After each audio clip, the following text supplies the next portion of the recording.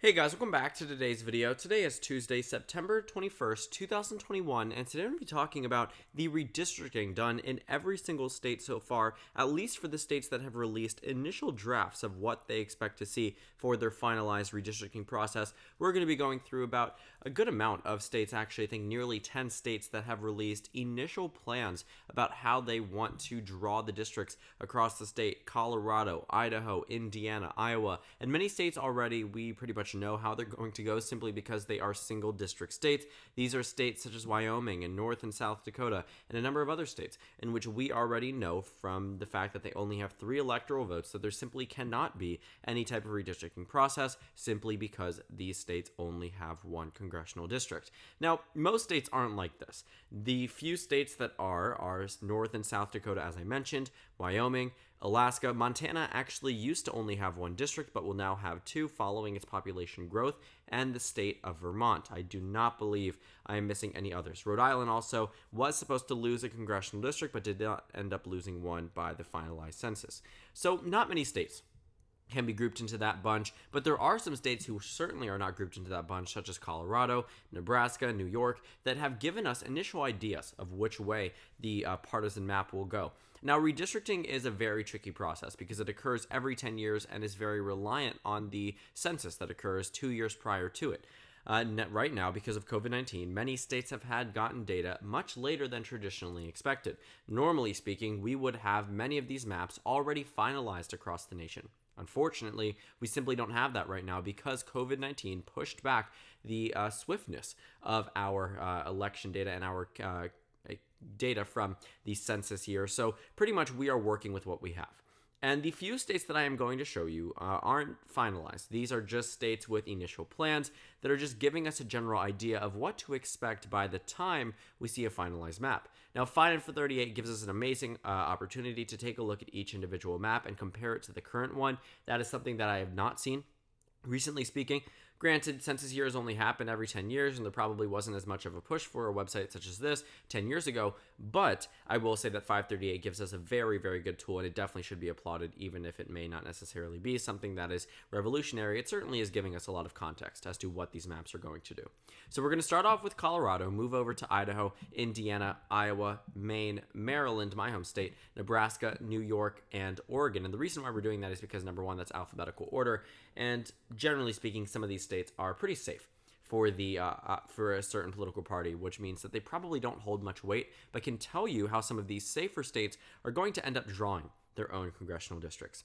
Now, the state of Colorado is where we're going to start, and I want to say that first things first, neither party fully controls the congressional redistricting process. This is done by an independent commission. So, the independent commission has put forth 3 maps: the preliminary plan, the first staff plan, and the second staff plan. We're going to take a look at probably the last one pretty briefly, but you can see here that there actually isn't much of a change. Now, Colorado actually has an additional congressional district, so if you're wondering why there are 8 districts in this one and 7 in the old, that can account for it. But here's the old map. This is what it used to look like, seemingly a bit more red, but it's just very much determined on where these districts are drawn. And now you can see that this map has pretty much consolidated a very good portion of the outskirts of Colorado.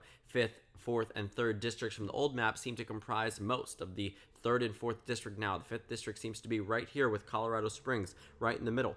And then you have Democratic districts. You have 3 that are very solid for the Democrats: the 6th district, the 1st district, and the 2nd district, with the 7th and 8th districts being very, very competitive compared to what they normally are. In addition, you can take a look at the preliminary plan. This one I think Democrats would have been much more happy with. This adds an additional likely Democratic seat without much worry, and 1 contested but Democratic-leaning seat, which means the Democrats could have ended up with 5 seats to the Republicans' 3 instead of 4 to 3. It really all depends, though, on the circumstance. And the first staff plan, this also would give Democrats an opportunity potentially to win in the 7th district, but the 8th district seems to be pushing away from them, has a partisan lean of R+3, so it seems that the preliminary plan and the second staff plan are the most beneficial for the Democratic Party at this point in time in the state of Colorado. Moving on to Idaho, not much different to see here. Idaho is very solid in terms of its ideology. The 1st and 2nd district are going to be very solid for these incumbents. Not much to worry about in the first draft plan or the second draft plan. Neither of the two will be competitive. The last time Idaho actually had a Democratic representative was in 2008, and that was because Democrats were able to completely demolish the Republican Party in down ballot races because of President Obama's first election. So beyond that, you actually haven't seen much luck for Democrats in the state of Idaho, and you probably won't following this redistricting process. In Indiana, Democrats currently have 2 seats, and the Indiana House Republican Caucus has actually already proposed a draft plan. So what does this do? Compared to the old one, this allows the 1st District and the 7th District to remain solid for the Democratic Party. But the 5th District is a district in which has normally been competitive. Now, this race was very competitive in the 2020 election season and in 2018. It was largely regarded as a very good opportunity for Democrats to pick up this race. The new proposed map eliminates any type of competitive district in the state of Indiana, except for that 1st District. You remember it from the first initial map, they're not changing much about it. In the 7th District, they're making it more Democratic. Currently speaking, it's Democrat plus 23. Now it's Democrat plus 37, which leaves the 5th District in a Republican plus 22 area instead of a Republican plus 8, which means that looking at this map, essentially, Indiana Republicans are effectively drawing out any type of competitive nature within their state, something that will certainly not be beneficial to Democrats, but will certainly be beneficial towards Republicans. Moving on to Iowa, this is a state in which Democrats actually nearly had a 4-0 advantage after the 2018 midterm elections, left with a 3-1 advantage overall. This new map, compared to the old one, you can actually see a comparison here. The old one actually has, well, a Republican lean, Democratic representative in Iowa's 3rd District, and used to have a Democratic representative in the 1st District and the 2nd District. The 4th District only had a Democrat nearly because Steve King was a very unpopular incumbent, lost this primary to a Republican challenger simply because of how unpopular he was that many Republicans crossed over to vote for a Democrat in 2018. But in the 1st District, this is an area where Republicans lead by 4. In the 2nd District, Republicans lead by 5. And in the 3rd District, Republicans lead by 2.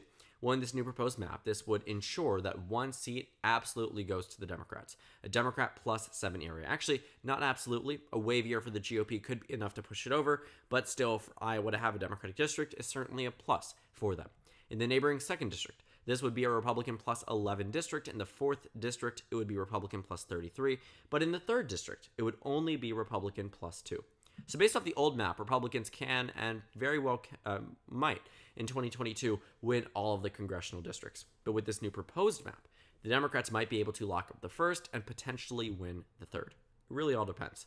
But you can see here that this is proposed by the Iowa Legislative Service Agency. We still have to see whether or not it is going to be signed by the Republican governor, whether or not it's going to be approved by the Republican legislature. It really all depends on what the GOP has to say about this. And honestly speaking, they probably won't be too happy.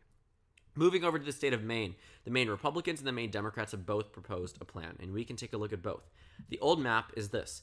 Republicans lead by 11 in the 2nd District, held by a current Democratic incumbent, and the 1st District goes to a Democrat in the House and goes to the Democrats by 18 points on the presidential level in terms of partisan lean. In the new proposed map, Republicans lead by the same amount and Democrats lead by a smaller amount. I think they might be siphoning off a similar portion of the state's 1st District into the 2nd District in order to make it a little bit more different than what it has been before. You can see here that the map also doesn't change. When you take a look at the Democrats here, the map simply does not change too heavily. The old map versus the proposed map, the only thing is that the 2nd District gets slightly less Republican, and even then, it's still Republican plus 10 across the state. Not much is going to change in the state of Maine. Also, there are electoral college implications by such changes, but you can pretty much expect this 2nd District in the state of Maine to stay pretty solid for the GOP for the foreseeable future. Moving over to the state of Maryland, this is my home state. Democrats currently hold the redistricting process. Now, the Democratic legislature has to pass it.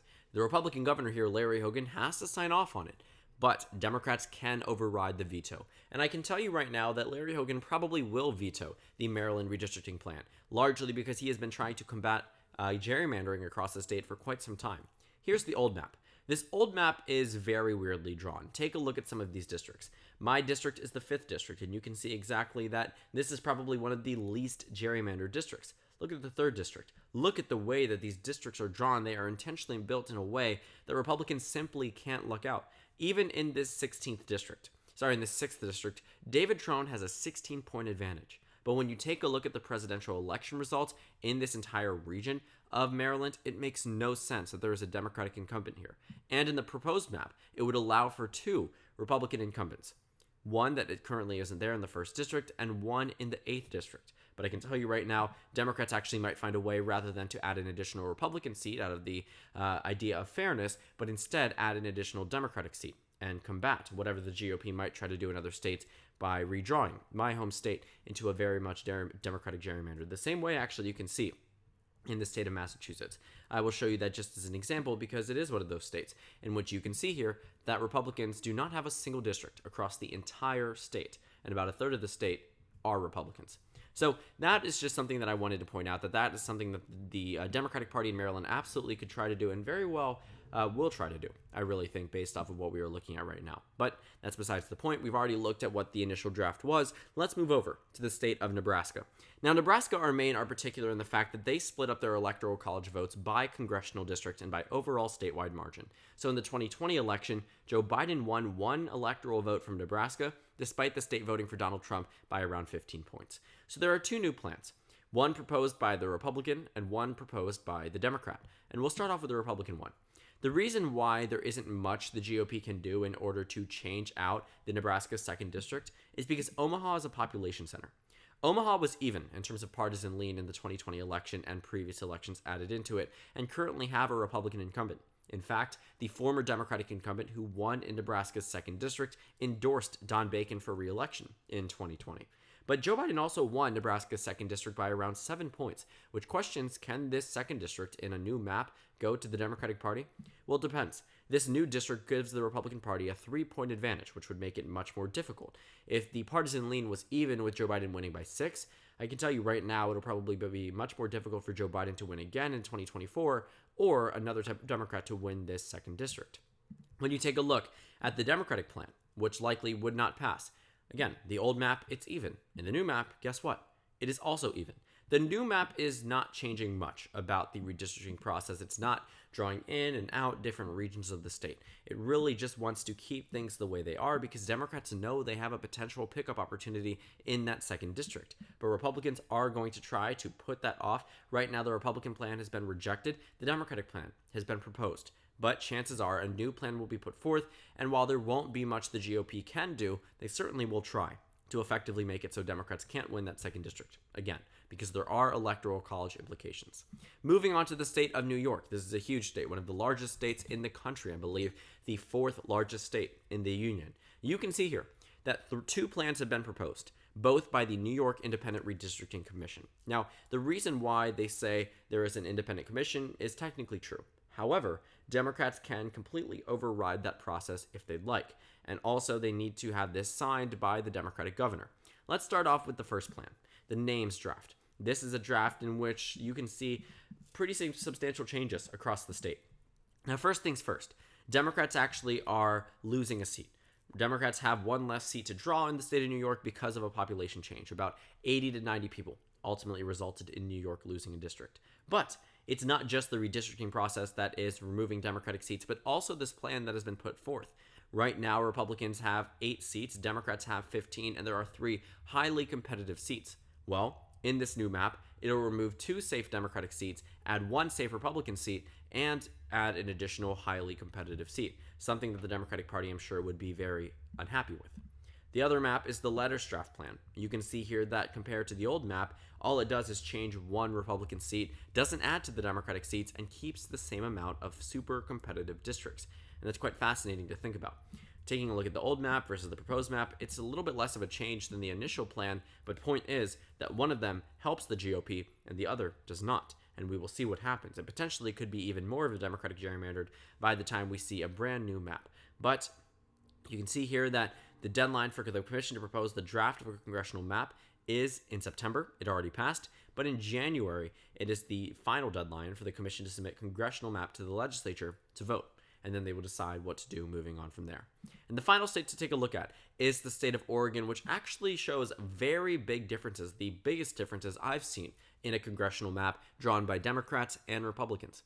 This Oregon map, drafted by the Republican Party, puts Oregon in a position where there are very competitive seats. It's adding a district, which means that there will be 6 congressional districts. Now, right now, this would leave 1 safe Republican district and 2 safe Democratic districts, but leave 3 hotly contested ones: Oregon's 5th, Oregon's 4th, and Oregon's 6th. very competitive, all within single digits. But that would be a problem for the Democratic Party, because if you take a look at the old map here, taking a look, Democrats have an advantage in the 5th district, and in the 4th district, Republicans only have a 1-point advantage, which Democrats currently hold. That's why there's this new plan from the Oregon House Democrats. If you take a look here, Democrats fully control the redistricting process. New maps are drawn and passed by the Democratic state legislature and signed into law by the Democratic governor. In the state of Oregon, you can see here, compared to the old map, this is a Democratic gerrymander. It would allow for one Republican district, but the 6th district to be a double-digit lead for Democrats, the 5th district to be a double-digit lead for Democrats, and the 4th district to be a 9-point lead for Democrats. The 3rd district remains Democrat plus 31, and the 1st goes into Democrat plus 38. So you can see here that there is a very big difference between Oregon's Republican map and Democratic map, and ultimately, one will likely be passed, and the other will likely be shot down by the Democratic legislature.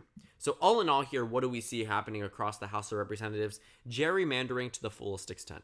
Many states are going to draw maps favorably for Democrats, favorably for Republicans, and this is going to be a war between the two political parties as to which states can be gerrymandered into oblivion the most. While it is a game that is unfortunate, it is something that is a part of our political reality, and we do need to acknowledge it. That's why many people should end up opposing gerrymandering to simply avoid situations such as this.